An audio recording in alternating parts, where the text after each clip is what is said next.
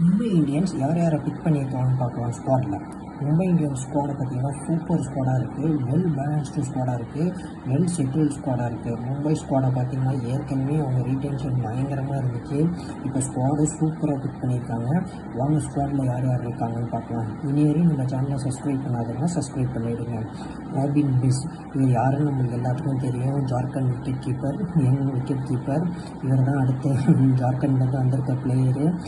ஏற்கனவே எம்எஸ் தோனி இருக்காங்க, இஷான் கிஷன் இருக்கார். இப்போ ராபின் பிஸ் தான் ஒரு இம்பார்ட்டண்ட்டான பிளேயராக இருப்பார், வாட்ச் அவுட் பிளேயராக இருப்பார் இந்த ராபின் பிஸ்.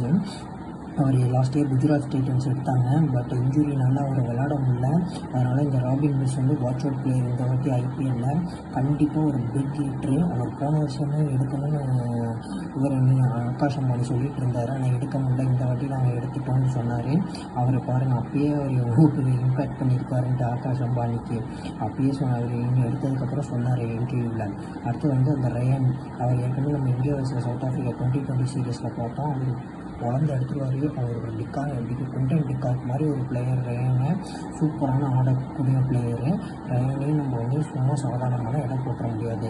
ஜேக்கப்ஸும் ஒரு நல்ல பிளேயரு. வில் ஜாக்சன் ஏற்கனவே தெரியும். வில் ஜாக்சன் பற்றி போன வாட்டி ஆர்சிபிக்கு செஞ்சுரி எடுத்திருந்தார்.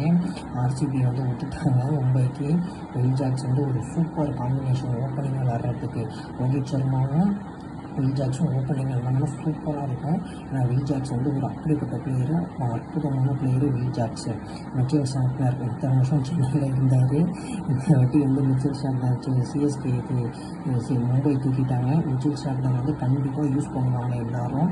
ஏன்னா மிச்சல் சாண்ட்னர் பற்றி நம்மளுக்கு எல்லாரும் தெரியும், அவர் எப்படிப்பட்ட ஒரு பிளேயரு, எப்படிப்பட்ட ஒரு பவுலர்ன்ட்டு.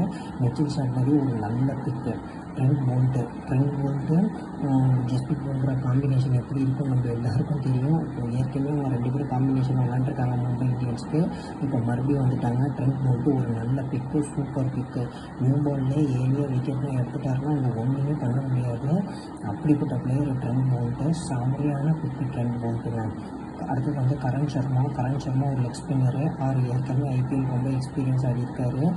கரண் சர்மாவும் எடுத்திருக்காங்க, அவரும் ஒரு நல்ல பிக்கு. தீபக் சாகருக்கு தான் பயங்கர ஹெவி காம்படிஷனாக இருந்துச்சு சிஎஸ்கேக்கும் என்னைக்கும். கடைசியில் தீபக் சாகரை வந்து தூக்கிட்டாங்க.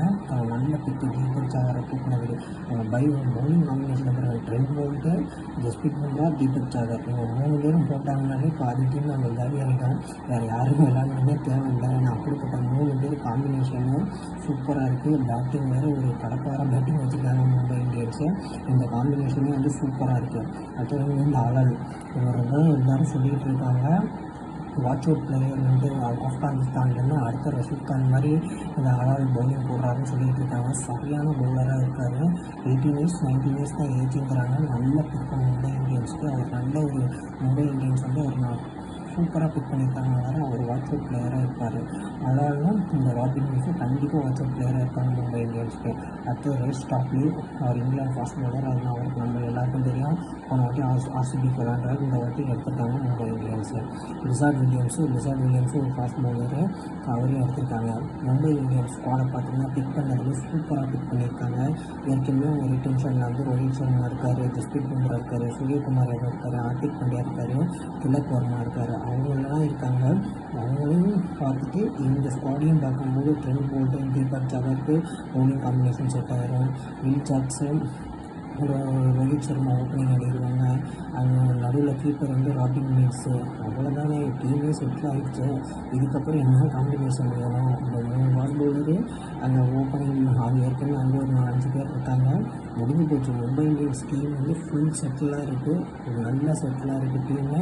இந்த வாட்டி நல்ல சான்ஸை மும்பை இந்தியன்ஸ் கப் அடிக்கிறதுக்கு. அப்போ மும்பை இந்தியன்ஸ் என்ன பண்ணுறாங்கன்ட்டு இந்த வாட்டி சூப்பர் ஸ்குவாட் எடுத்து வச்சுருக்காங்க மும்பை இந்தியன்ஸ்.